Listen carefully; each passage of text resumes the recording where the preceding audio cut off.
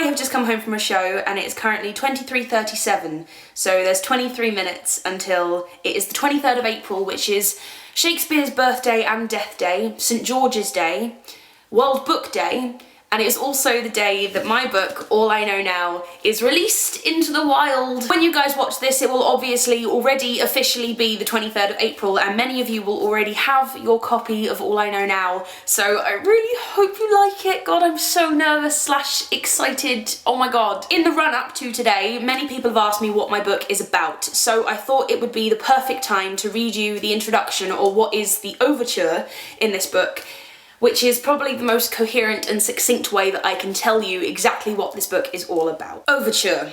All I Know Now. I don't know what I'm doing.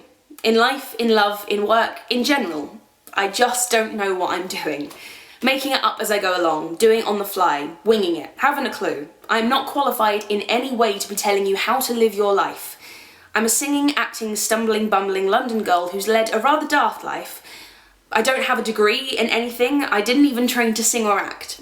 I've learnt what I've learnt through living my life, knocking things over, breaking things, fixing them, and learning how not to do the same thing again. Hopefully. I've made mistakes, loads of them, more mistakes than I have fingers and toes, twice over. And I hope that reading about some of my mistakes will help you to avoid your own, or if not avoid, at least handle them a little better.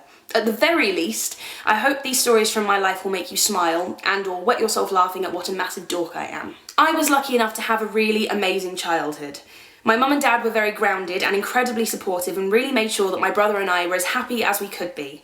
My brother, being 7 years older than I am, was also very protective and was always looking out for me. It's fair to say, though, that I was a bit of a madam when I was younger. I used to play this game called Runaway Cheeky, which basically entailed me yelling, "Runaway Cheeky!" to my parents, legging it and hiding from them. How my parents managed to survive bringing me up is truly beyond me. Well done, the both of you. I was in 3 West End shows before the age of 11, but my parents made sure none of it went to my head, so I think I've turned into a relatively normal adult. I say relatively because how normal are any of us, really? But despite getting off to a pretty good start in life, like many people, I began to struggle in my teenage years. I'm a pretty dramatic girl at the best of times, but if you mix that into a huge cauldron with 1,000,001 hormones, the pressure to pass exams with good marks, the constant chase to find a boyfriend more quickly than your peers, which then conflicts with your desperate need to fit in with them all, keeping up with the latest fashions even if you don't like them, and unless you're one of the few lucky ones, and I wasn't, being bullied on top of it all, then bibbidi-bobbidi-boo? You get a rather confused, panicky teenager who is just about ready to pull the duvet up over their head and refuse to leave the house ever again. When I was in the teen age, I was never sure whether I was normal or not. I never seemed to swap my number with any boys at school discos. I never really enjoyed the shopping trips my friends organised because we ended up in Abercrombie and Fitch rather than Waterstones. And then when we were about 15, they all seemed to start smoking, and that was so not what I was into. And yet I thought I respected my friends and their choices, so what was I missing? How was I supposed to dress and act to get boys' MSN addresses? And was I supposed to like all the things my friends liked? Or should I at least pretend to fit in? And is drinking a rite of passage, or can I opt out without looking like a wuss? Does any of this seem familiar to you? If it does, it certainly makes me feel better. I wasn't such a weirdo after all, and I hope it makes you feel that you aren't either.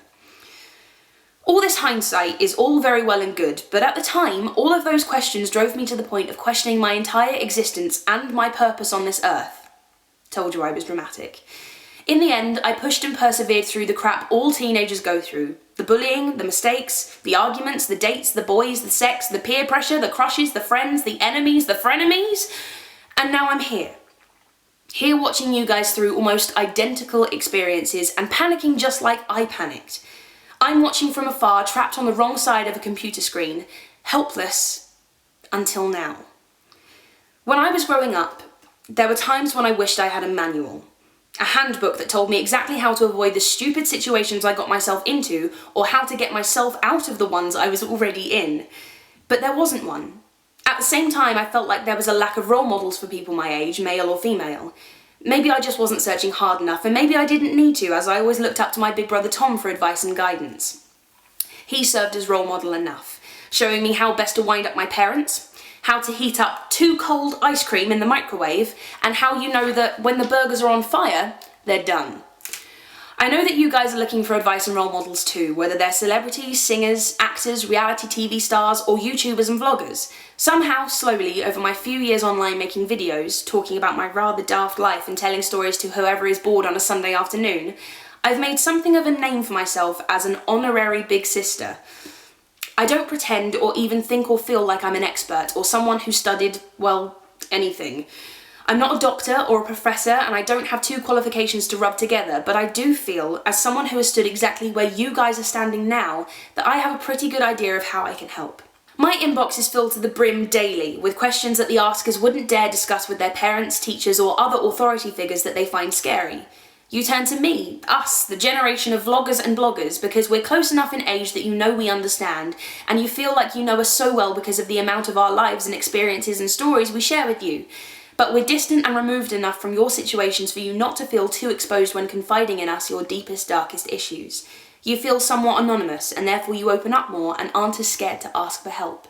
So this is why I had the idea to write the manual I yearned for when I was a teenager.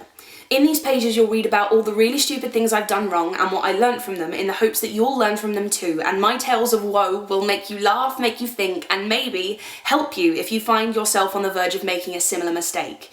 That's not to say I think making a mistake is bad, quite the opposite.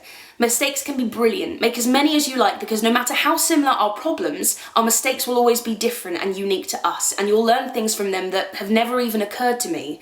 And maybe in years to come you can write a book about it to help the generation behind you. But this is me, my story, my mistakes, and my lessons learnt. I clawed my way out of the teenage with very little help, and not because it wasn't offered, but because I was too stupid to ask for it. So now that I've emerged on the other side and I'm doing okay, I'm turning around and helping pull other people through. I'm giving you the chance to seek help without having to ask for it. All you need to do is read. Hope you guys enjoy it.